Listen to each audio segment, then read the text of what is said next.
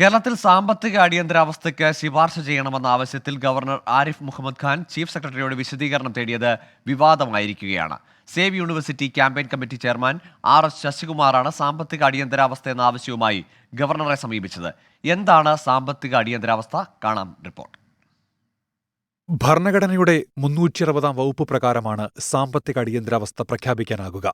ഇന്ത്യയുടെ ഏതെങ്കിലും ഒരു ഭാഗത്തിന്റെയോ സാമ്പത്തിക ഭദ്രത അപകടത്തിലാണെന്ന് രാഷ്ട്രപതിക്ക് ബോധ്യപ്പെട്ടാൽ സാമ്പത്തിക അടിയന്തരാവസ്ഥ പ്രഖ്യാപിക്കാം. പ്രഖ്യാപിച്ച് 2 മാസത്തിനകം പാർലമെന്റിന്റെ ഇരുസഭകളും ഇത് അംഗീകരിക്കേണ്ടതുണ്ട്.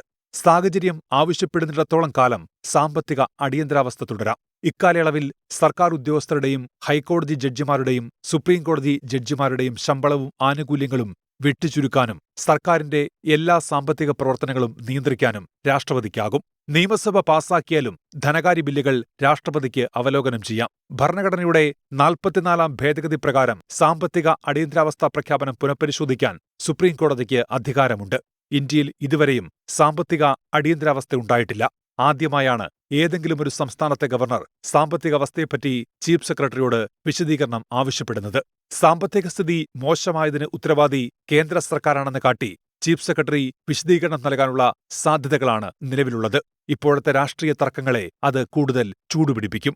റിസർച്ച് ഡെസ്ക് 24 അഞ്ചിന്റെ വജ്രത്തിളക്കം.